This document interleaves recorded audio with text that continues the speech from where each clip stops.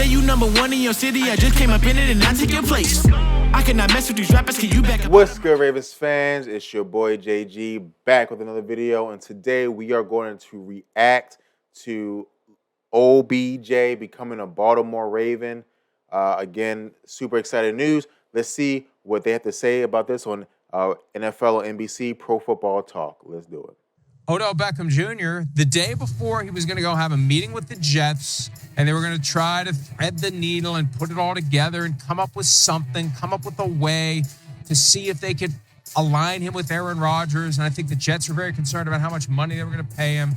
As he's getting ready for that, the Ravens, who reportedly made an offer last week, they swoop in and they get it done. They plucked OBJ away from the Jets before they had a chance to even meet with him. And when I saw the terms, 1 year, when I saw 1 year up to $18 million, I thought, well, what's the base and what's the incentives and what's he got to do to get to $18 million? $15 million guaranteed with $3 million of what they're calling reachable incentives. We'll see how reachable. Let's just wait. Let's not. And so let's talk about, again, the price tag. That's a hefty price tag for a player who's been injured twice very recently. Serious injuries, right? Held him out an entire year last year. And so, again, super serious injuries. However, if this helps get Lamar back, again, this might be a big enough deal here. And there are a couple of things that I think are important to talk about. OBJ would not have come back when he didn't talk to Lamar and Lamar said, yeah, dog, I'll be there. What Lamar saying, I think what Lamar communicated to him is, hey, I'm going to fight for every dollar I can get, but when it comes down to it, I'm going to get that $33 million on that franchise tag. Don't worry about that. I'm going to get that. I'm going to be there. We're going to ball, but you won't see me until, 1 week before the season starts. So that's what I think is happening here. Hey, folks who do this for a living, you don't have to put your lips on the agent's butt every single time and put favorable information out there, reachable incentives. We'll be the judge of reachable when we see what the contract says. Maybe they are, maybe they aren't. But I'm always skeptical about what's put out there. But I'm not skeptical because it was multiple reports that he's making $15 million minimum on a 1 year deal, and he can make $3 million more. Just 22 days after he chafed the idea he's looking for $20 million. Well, you didn't get 18, OBJ, if you weren't looking for 20. So can we stop that? I wasn't looking for 20. There's no freaking way you weren't looking for 20 if you got 18. No, you're exactly right. I mean, I don't think, we were wrong to feel that was the number that was being asked or talked about. We heard that going back into last football season. So I don't think that was crazy by us. No, there was not a direct quote by the great OBJ on $20 million, but obviously he had told some people that because it was circulating with too many people in the know in the NFL. I'm like you, was shocked. I didn't think he'd get $15 million, and not to be one. I think you and I both look at it and go, hey, he's worth $15 million. We know that. But the way the NFL works and injuries and all of that, I did not expect to be anything like this. I thought maybe he'd get 9, maybe 10, 12, somewhere in there at the most, right? So it's a big investment for the Baltimore Ravens. I think it's for Odell, it shows maybe there's not a lot of great options out there, and this is obviously maybe the best offer that was made to him there, right? So there's that matter, and then a little bit of what Baltimore's doing here. I mean, again, bolstering their wide receiver room and putting pressure on the Lamar Jackson situation a little bit to be like, hey, look, we're helping you. We're supporting you here. So interesting move there on a Sunday by the Ravens and OBJ. Totally didn't expect it. And that's what it's all about. They're basically trying to say, hey, we're helping you, man. We're helping you out, okay? Don't complain about it. Now, again, right, this is what the football media will do, right? And I know you guys think I'm on Lamar's side, regardless. That's not true, right? But what the football media will do is they will say, oh, they got you OBJ. And they spent the number 1 draft pick to get you Bateman. And then what I'll say is, well, OBJ is available because the only 2 teams wanted him. And he came off an injury, and then, Bateman hasn't been a number 1 receiver. So, but they'll use that to say, hey, we got your help. Now make it work. Come back. So That. There's a bunch of different ways to look at this, though. The Ravens I are know. the team that can't attract receivers. Right. The Ravens are the team that draft them and then see them want to leave, like Hollywood Brown did a year ago when he was traded on draft night to the Cardinals. I think that they had to pay a premium to right. get OBJ. I agree. Because what I was hearing yesterday, and one of the things I was going to write last night, the Jets, my understanding, it was going to be a low base with a lot of incentives tied to playing time, production. They were going to give him not much money. They were going to offer him not much money. And I have a feeling he already knew what it was going to be. Yeah, right. You don't cancel the trip to the Jets without first theoretically, hypothetically engaging in the conversation. Right. Hey, Jets. guys, we gotta call things out where they are. Whose fault is it that receivers don't want to come to Baltimore? Is it Lamar Jackson's fault? When we know Lamar Jackson's one of the most popular quarterbacks in the league. We know Lamar Jackson in his MVP season led the league in touchdown passes. Or is it the fact that the Ravens have determined to not throw the ball, have determined to make tight ends their focal point on offense? John Harbaugh has to take some issue with that, right? And his marriage to Greg Roman is the reason. Now, hopefully this will change, but the only way they can change, and they're correct, is you got to overpay to get a receiver in there. Then make sure you throw that receiver the ball, get him 1,000 yards, have some success as a team, and then next time you'll get a receiver to come for a little bit less. So that's what I think has to happen.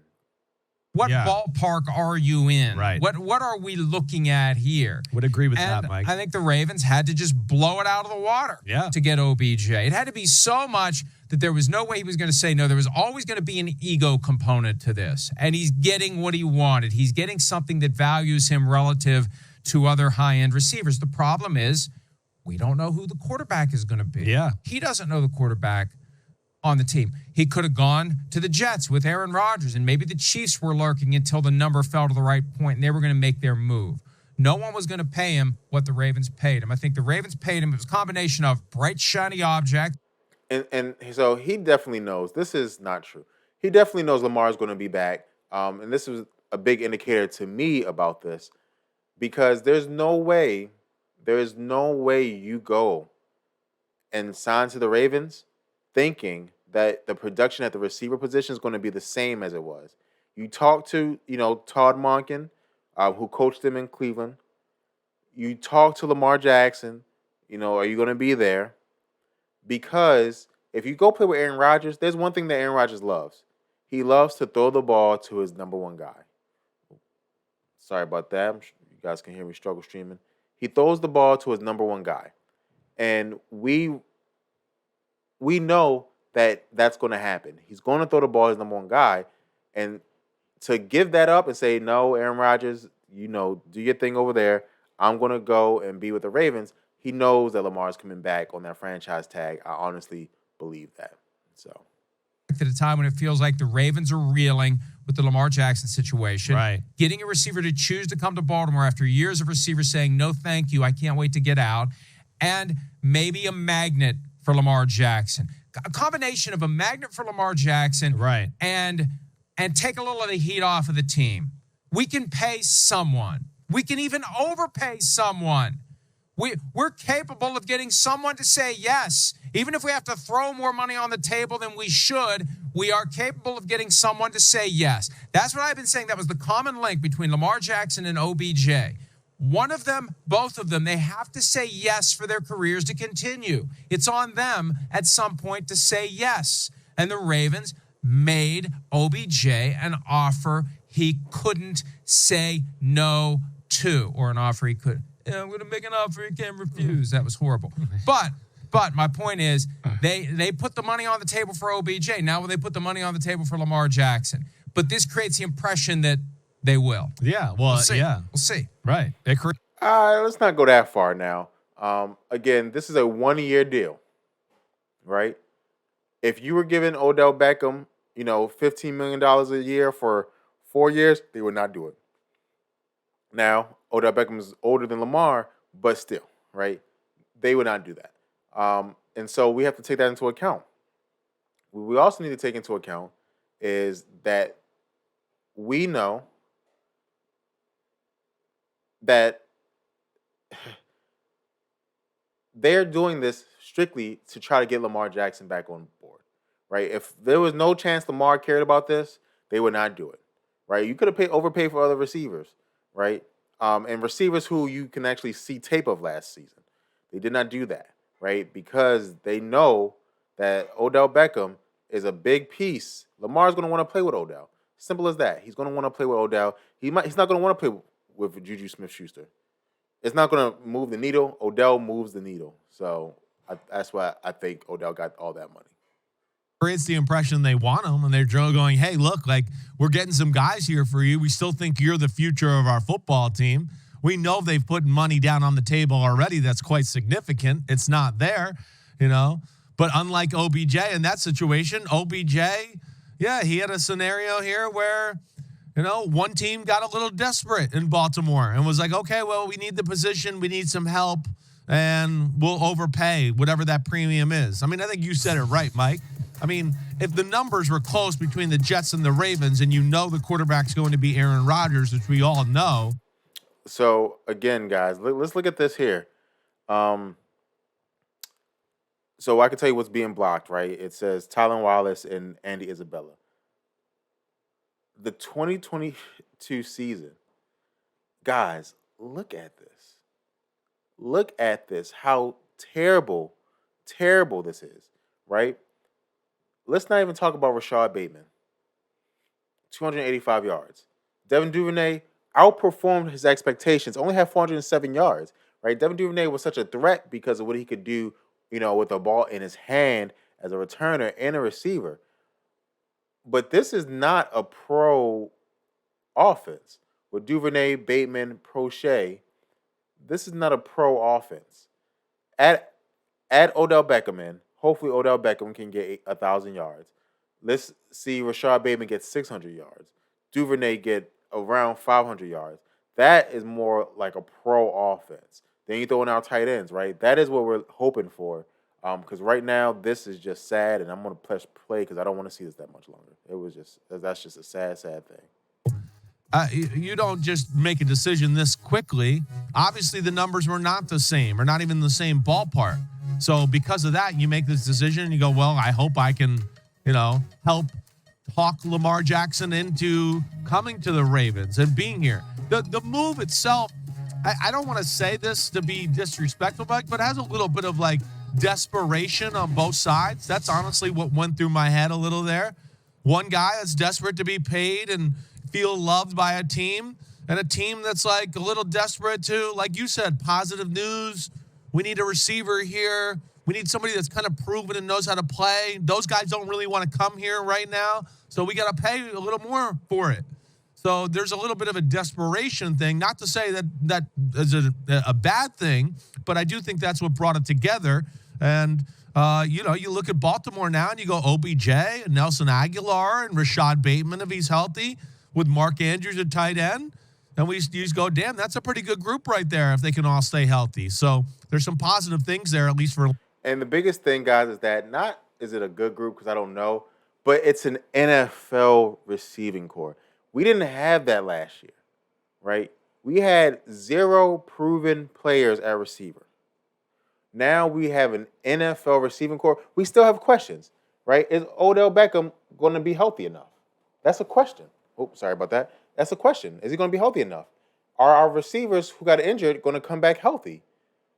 Is Rashad Bateman who we think Rashad Bateman needs to be, right? Will James Prochet, be able to play a game without dropping a pass? We need to answer these questions. And so before we can say this is success, but at least going into the season, we can definitely say it's an NFL level team, right? There will be teams in the league that the receiver room will be on our level. Last year, every receiver room was better than ours, right? So that is important to point out, Lamar to latch on to if he does sign a contract or come back here to Baltimore. I don't think it's disrespectful to call it like it is. Okay. It is a desperate move by the Ravens. It is a desperate move by OBJ. It shows what he was motivated by. What are you motivated by? And it's fine to be motivated by money. I'm thinking back to Tom Watson, $350,000. Hey, this is pretty good. You know, it's a lot of money back in the day. $18 million, up to $18 million, but $15 million in the bag for OBJ is a lot of money considering the risk you're assuming. And we spent plenty of time in recent weeks talking about the teams that could and couldn't afford to take that risk. The Bills, in my opinion, and I think you agreed with me, they couldn't afford to go out and sign OBJ when he's got a torn ACL, same knee twice. And their big move last year, their big splash, Von Miller tears an ACL during the season. If you're Brandon Beane, the GM of the Bills, how do you in good conscience justify spending the money to get OBJ, knowing that you're accepting the risk that he's going to tear that ACL again? And if he does, what are you going to say? I didn't know this could happen. How could you not know it could happen? The Ravens know there's a chance that there's going to be continuing issues with that knee. This is a guy who turns 31 this year. This is a guy whose best days are behind him. I'll be stunned if we see classic OBJ with the Giants, or like he was with the Giants, and flashes with the Browns. And you look, he was starting to get it back together again with the Rams. He was, yeah. But it took a while. And hey, here's the other side of this too. Remember when it was 4 years ago now? So listen, guys, I hope you're not coming in even thinking that we're going to get OBJ from the Giants. That's not happening, right? And I know there are casual fans who look at the name and say, oh, this and that, this and that. That's not happening. It's not happening. However, I do think it's a possibility to get OBJ with the Rams, a good number 2 receiver, and then say, Bateman, let's step up now, right? Or the Ravens go out and make, another deal to, get some type of freshness into the receiver room, right? Even maybe drafting a receiver in the draft, right? So I do think that we're not going to get the best of OBJ's career, but we will get, I think, the Rams OBJ. I think that's a very possible thing because he's done it before, right? He did come back from injury and was great, especially during the playoffs before, again, in the Super Bowl, he got hurt. So when he gets traded to the Browns, and when the offseason program began, right around now, 4 years ago, it's Baker Mayfield, it's Odell Beckham Jr., it's Jarvis Landry. All three of them, they're like the Beatles. They're there on the front. All they needed was Ringo, the fourth. They needed the PGA Championship or the Australian Open, and they would have had a foursome. They're there together doing the media availability. Cleveland rock stars. Here they are. And then what happened the next day? OBJ's gone. And when did he come back? I think for the mandatory minicamp. And I think that was the beginning of the frustration and the aggravation because Baker Mayfield wanted him to be there. He wanted him to be all in. We've been asking that question about Aaron Rodgers. Once he's officially in New York, is he going to be there for the offseason program? Right. I think that's the next question for Odell Beckham Jr. Is he going to be there? I don't see anything in that breakdown about a $500,000 offseason workout bonus or anything like that to attract him to Baltimore for the offseason program. I think if you're the Ravens, you're going into this accepting the fact he ain't going to be there. Yeah, well, I think there's a possibility of that. Hopefully not. Hopefully, at least I would think OTAs at the very least he'll be there for that to get the offense and do all of that. But yeah, on a daily basis, being there for the training exercises and just the workouts, we'll see. I don't know how much he'll be there. The one thing we know about OBJ is he will be healthy and ready to go when he works. That's not questioned, right? But yeah, as you're saying too, what I would think a part of them is wanting OBJ too is maybe what he could do for Rashad Bateman, help out a young guy, development there. Again, it's a culture thing to a degree. And the Ravens do have a little bit of a special knack with guys like this who are maybe what we look at towards the end of their career, but there's really some more gasoline in the tank and there's a little edge and fire to them. Whether it's Calais Campbell that we just saw, Justin Houston, right? Odell Beckham Jr., they seem to, find a way to get a little bit more out of these guys that are kind of coming towards maybe the end of their career or the plateau. And Baltimore, as we know, has an edge about it already. They already have a little bit of the John Harbaugh, it's us against the world type attitude. That's what they do. So this kind of... And so this is one thing again, right? Got to give credit where credit's due. He is right that we have been able to take older players and get a couple of good years out of them. The issue is that you can't make a living out of that because you'll have some good ones, you have some bust. The Ravens have a top flight facility, right? The Ravens have a top flight organization. And, again, guys, there are some facilities in there that are in the NFL that are just as bad as low-end college facilities, right? There are horror stories of some of these facilities. It's not like that for the Ravens. So with that being said, we do have an advantage there. Let's just talk about some of the old receivers that we have taken in and have gotten one or two great years out of. Going all the way back, Derek Mason, right? Got some good years out of him. Steve Smith, Sr., some good years out of him, right? And again, I know you guys are saying, Jason, those are two examples. But of those two examples, that is more than most of the league. We got another one, Anquan Bolden, right? Got some good years out of him, right? A Super Bowl years out of him, right? So all that matters. All that matters. We have been able to do that. He named Justin Houston, Calais Campbell, right? So I do honestly think that it is very, very, very possible Odell Beckham can have a great year. And honestly, I think the biggest thing, though, is Lamar Jackson. If he and Lamar Jackson can connect, I think that's going to be magical, to be 100% honest. Fits within that mantra as well. I do like the marriage there. But, yeah, I don't know how much I like it until I know who the hell's playing quarterback, like you said. That's a huge thing. And we'll see how much OBJ he'll let. And it always comes back to that. Who's playing quarterback?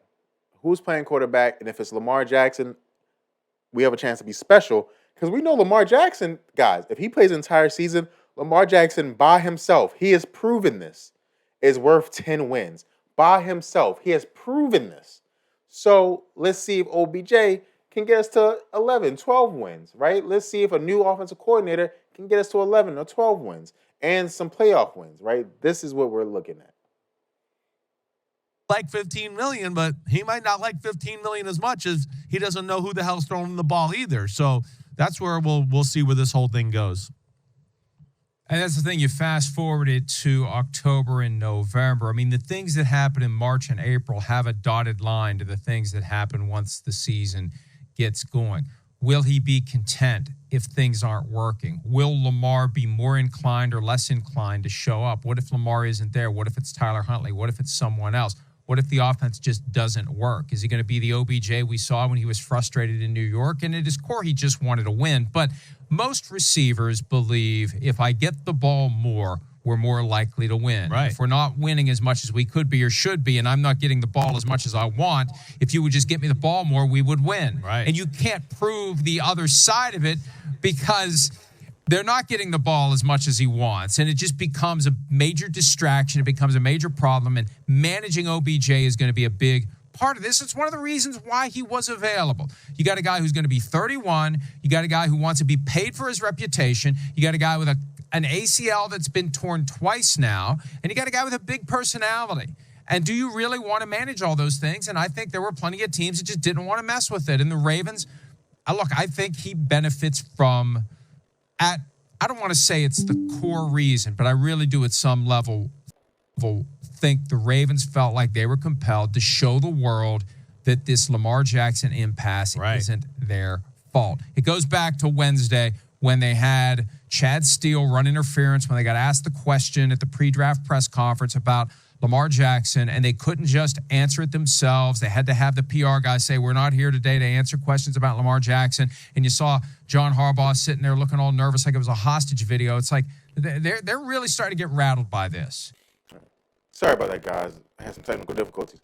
But they should be rattled because when you lose a generational talent like Lamar Jackson, you're not going to replace that easily, right? Again, guys, there are more busts in the NFL than there are successes. Winning an MVP is a big deal. Okay? Less than 50 people in the history of the NFL have won MVPs. Right? It's a big deal. And so you're not going to replace that. Right? You can argue that Lamar Jackson is the most successful quarterback out of any of the quarterbacks drafted in his draft class. Right? The only one that has a chance is Josh Allen. But guess who has more wins? Lamar Jackson. Right? guess who, has more jewelry in terms of trophies? Lamar Jackson. And so that's hard to replace, guys. And you got to feel the pressure when you're trying to replace someone like that. As not being rattled by the Lamar Jackson situation. We're capable of controlling something. We're capable of getting a recalcitrant superstar to say yes to us. We got OBJ to say yes to us when he won't say yes to anybody else. Now we can get Lamar Jackson to say yes to us. And if he doesn't, it's his fault, not ours. Well, yeah, I don't disagree with what you're saying there. Yeah, it's a good piece of press or coverage, right? That gets everybody away from the Lamar thing maybe a little bit, to your point. And then it's, the double whammy of that is it just puts more pressure on Lamar anyways. The public, we can all sit here and go, look what they're doing. They're trying to make this better. They still want Lamar. They want it to work. So it puts pressure. It's a double whammy that way. How much pressure does it put on him, though, Mike? That's, what's Lamar feeling like? Of course, if he's happy, if you're going to be the quarterback of the Baltimore Ravens, but is this change things to the point where he's like, well, gosh, man, they signed OBJ, so I won't ask for $200 million guaranteed anymore. I'll come down to 180. Right? I don't know. Does it change anything other than just puts the public pressure on him more? I feel like that's really what it is more than anything. Like you said, it's it changes the narrative a little bit and puts pressure on Lamar more than anything. I feel like those are the two things they accomplished here. I'm number one in this race. Lyrics running like it's mace. Doing shows, I change up my flow. My talent is something that you can't erase. Say you number one in your city, I just came up in it and I take your place.